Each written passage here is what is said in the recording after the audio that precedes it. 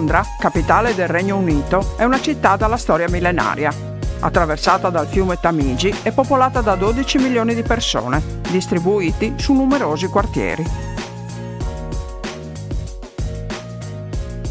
Partiamo dal campeggio di Buonmattino e in 10 minuti a piedi raggiungiamo la stazione Abbey Wood, capolinea dell'Elizabeth Line, l'ultima nuova linea di metropolitana. Per accedere alla fitta rete di trasporti e ottenere i prezzi più convenienti, la Oyster Card è una tessera che si può fare direttamente alla cassa automatica, tenendo conto che questa stazione si trova in zona 4.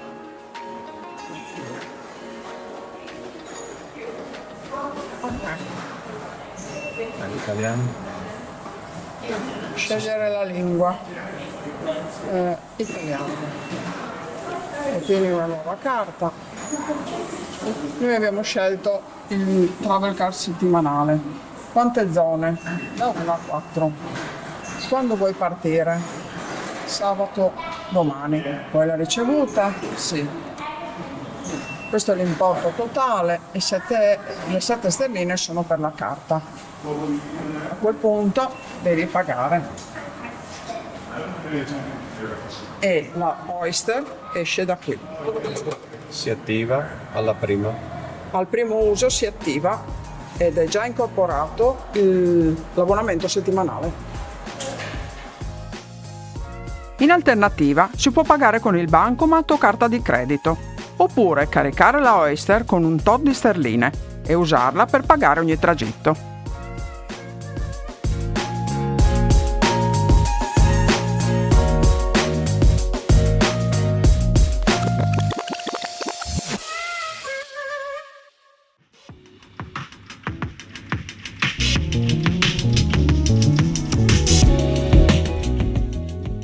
La Battersea Power Station ha una sua fermata della metro e all'uscita dalla stazione ci appare questo enorme e storico edificio in mattoni rossi, circondato da edifici moderni di recente costruzione. Questo spettacolare edificio, oggi in parte occupato da un centro commerciale, in passato era una centrale termoelettrica a carbone, una delle prime in Inghilterra, che per 50 anni ha fornito energia alla città di Londra. Nel 1983 è stata chiusa la centrale e l'edificio abbandonato per anni, fino al 2013 quando lo studio Wilkinson Air è stato incaricato di riportare in vita questo luogo che rappresenta un pezzo di storia di questa città. Disegnate sul pavimento al pianterreno ci sono le impronte delle turbine che producevano energia e in ogni angolo si vedono rotaie mobili e vecchie gru lasciate come ricordo del passato. Le vecchie travi in acciaio sono ben riconoscibili tra le nuove in acciaio lucido e sono state recuperate scale, piastrelle e intere pareti interne. L'immagine del Battersea è stata usata per la copertina dell'album Animals dei Pink Floyd, oltre che in vari altri film e video musicali. E il lift 109 è un ascensore che permette di salire fino in cima ad una delle ciminiere.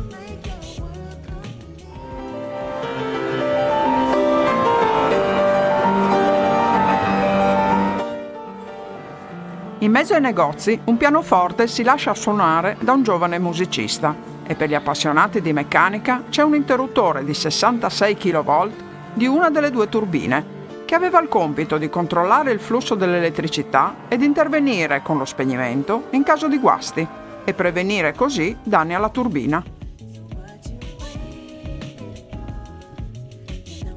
La Battersea è stata costruita in 2 fasi, negli anni 30 e negli anni 50, e l'unione delle due aveva 4 ciminiere.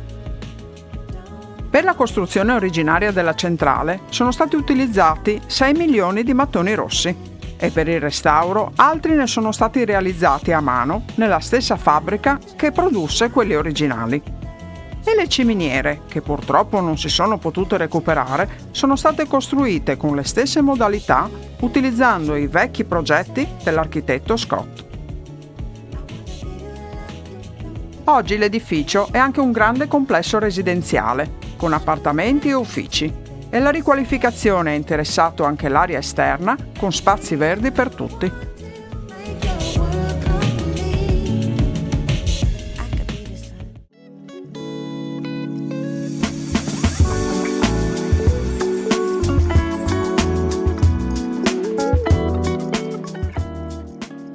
Oggi Londra è molto più ecologica di un tempo. Milioni di persone si spostano con la bici o la metropolitana e molti taxi e autobus sono elettrici. Tutto ciò rende l'aria decisamente meno inquinata. Ma nel 1700 la città non era molto salubre. Il Tamigi era molto inquinato e l'aria era impregnata del fumo generato dalla combustione del carbone. All'epoca, nella zona di Kensington, esisteva già dal 1600 una residenza di campagna, con prati e viale alberati, un luogo molto più salubre dove vivere. Fu così che dalla metà del 1700 alcuni membri della famiglia reale usarono questo meraviglioso palazzo come propria residenza. Noi oggi possiamo visitare solo una parte del palazzo, perché una parte è tuttora abitata da alcuni membri della casa reale, come il principe di Galles William con la sua famiglia e alcuni cugini della regina Elisabetta. Nel 1800 anche il principe Edoardo, duca di Kent, e sua moglie Vittoria hanno vissuto in questi appartamenti, a cui si accede attraverso la Scala del Re, decorata con meravigliosi dipinti.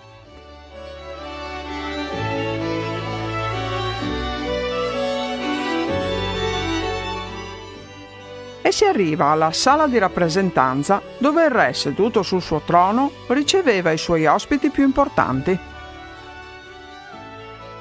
Proseguendo la visita, la stanza della cupola ha un soffitto che doveva assomigliare ad una cupola romana a 4 lati e sotto la cupola c'è il Tempio delle 4 Monarchie, un orologio musicale del 1700 che suona melodie di compositori famosi. Di seguito la King's Drawing Room veniva usata per qualche ora di svago con giochi da tavolo.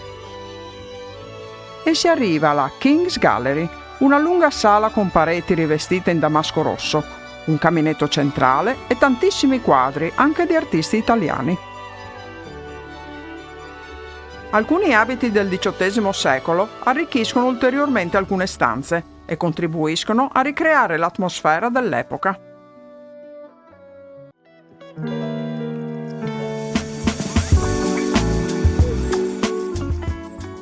Proseguendo la visita negli appartamenti della regina, troviamo la camera con il letto a baldacchino, dove nel 1819 è nata la piccola Alessandrina Vittoria. E nelle stanze successive ripercorriamo i primi anni di vita della poi diventata famosa regina Vittoria. La stanza dei giochi con il teatrino, la casa delle bambole, fino alla sala da ballo, dove la ormai 17enne Vittoria incontrò per la prima volta il giovane Albert, che diventò poi suo marito. Chiusa in una teca si può ammirare una meravigliosa parure con tiara, collana e orecchini, disegnata personalmente da Albert per la sua regina Vittoria.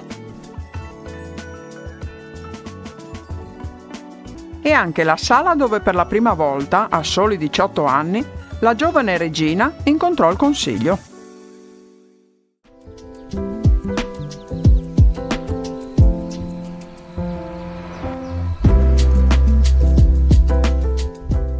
Ma la storia di questa residenza non è tutta racchiusa nel palazzo, perché anche i giardini sono sempre stati molto apprezzati. La principessa Diana, che ha vissuto a Kensington fino alla sua morte, amava trattenersi nel Sunken Garden, in cui è stata posta una statua in suo onore dai suoi 2 figli, proprio nel giorno in cui avrebbe compiuto 60 anni.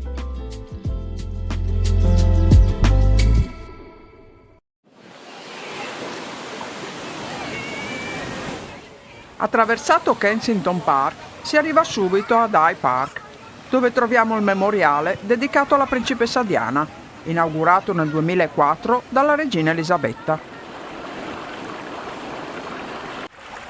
Nella fontana l'acqua sgorga nel suo punto più alto, per poi scendere formando piccole cascate e infine placarsi in una piccola piscina. L'acqua si rinnova attraverso una falda acquifera e per il suo percorso è stato usato il granito della Cornovaglia. Con questo monumento si ricorda la dedizione della principessa per le cause umanitarie e il suo amore per i bambini, che oggi sembrano divertirsi un mondo nelle calde giornate d'estate.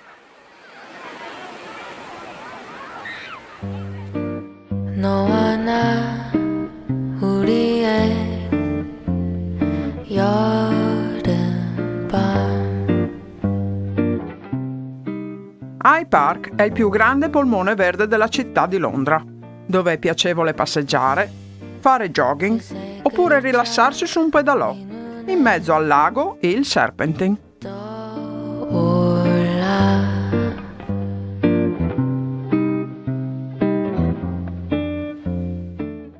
Per chi fosse interessato all'arte contemporanea, c'è anche la Serpentine Art Gallery, che è stata ulteriormente ampliata con un moderno padiglione disegnato da Zaha Hadid.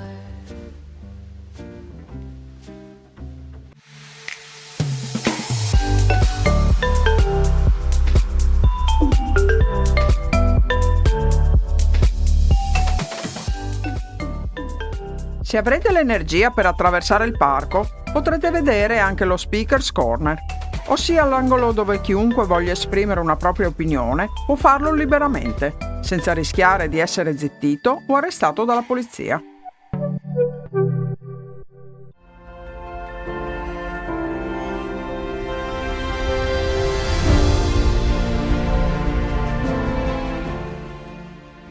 Rimaniamo nella zona di Kensington per visitare il Museo di Storia Naturale, uno dei musei gratuiti in città. Questo maestoso edificio è stato realizzato appositamente nel 1880 per ospitare una delle più importanti collezioni di storia naturale del mondo. All'esterno, l'uso delle piastrelle in terracotta è stato scelto perché è in grado di resistere all'inquinamento della città e i cornicioni sono abbelliti da sculture di animali, quasi a voler anticipare il contenuto del museo. All'ingresso, la Hindley Hall supera ogni nostra aspettativa e l'appellativo di Cattedrale della Natura le si addice perfettamente. E lo scheletro di una balenottera azzurra sospesa in aria crea un effetto davvero sorprendente.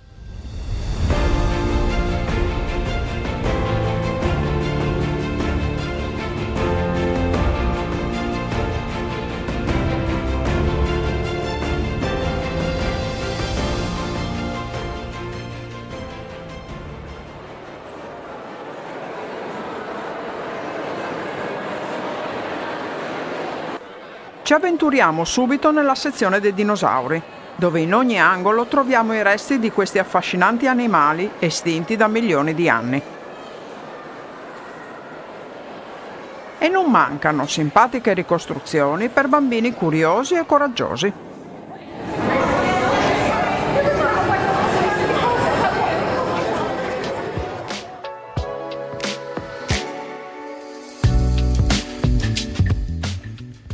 Passiamo ora alla sezione dei minerali. La sala è davvero molto ampia e le teche espongono ogni tipo di roccia e pietre preziose. Come questi diamanti. Diversi tipi di oro che provengono da varie parti del mondo, una gigantesca fetta di agave marrone ritrovata in Brasile, dove è stato ritrovato anche questo grosso topazio.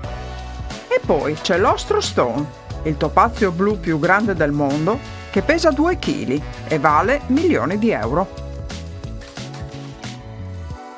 Ma ci sono anche meteoriti arrivate sulla Terra da chissà dove e altri curiosi minerali che si trovano in questo nostro meraviglioso pianeta.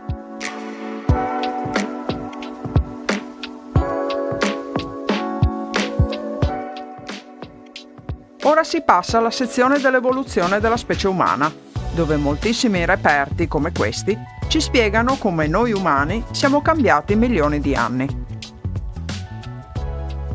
Con i fossili ritrovati, gli antropologi hanno stabilito che ci sono stati 20 tipi diversi di ominidi, fino alla nostra versione di Homo sapiens. Anche Darwin, biologo britannico, ha dato un notevole contributo alla scienza con la pubblicazione L'origine della specie. Nella sezione degli uccelli ce ne sono alcuni ormai purtroppo estinti, come questo simpatico dodo, che si ritiene si sia estinto alla fine del 1600, ma noi lo ricordiamo dal film L'era glaciale.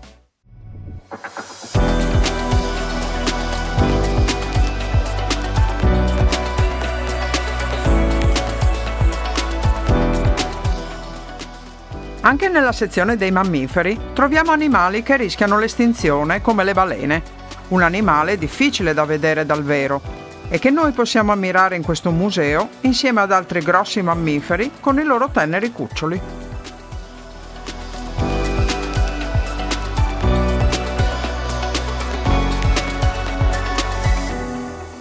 Salendo le scale si accede alle gallerie laterali di questo spettacolare museo e altre teche altissime mettono in mostra vari animali dai colori sgargianti e alcuni uccelli che sembrano volare sulle nostre teste.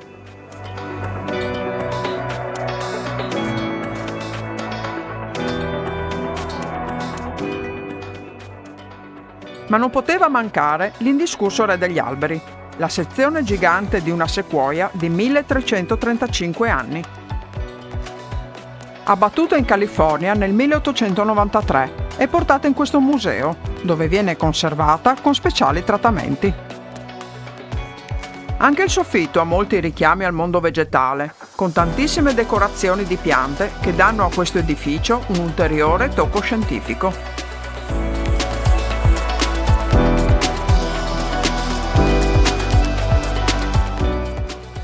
Abbiamo trovato questo museo davvero interessante, ma consigliamo a tutti di visitarlo anche solo per la bellezza dell'edificio che lo ospita.